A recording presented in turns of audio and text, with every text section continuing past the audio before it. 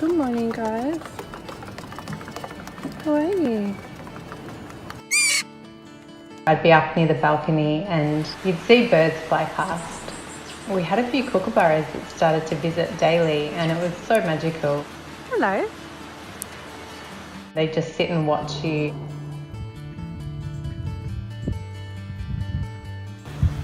This is for you, Mabel. I just look forward to that moment every day. Hi. Where have you been? I think they must talk to each other because then more and more birds started to appear. Hello.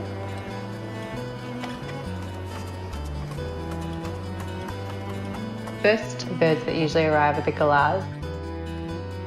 The magpies do the rounds.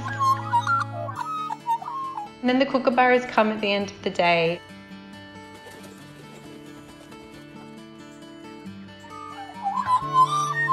There's a whole family and they like to come at all very different times. This bright red parrot really stood out from the other birds. He would watch from the gum tree next to the balcony. And he started to get closer and sit on the balcony after a while. Hello.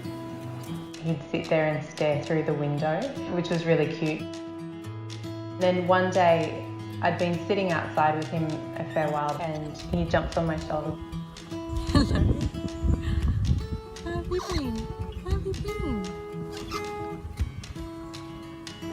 Since that point, we've become a lot closer. Hello. What are you doing? Huh? What are you... Rupert makes me laugh all the time.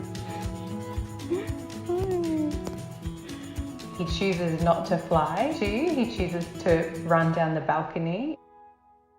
Rupert's girlfriend, Greta, she always comes along, she's always in the background. She's a very supportive girlfriend. They do fun things like dance together.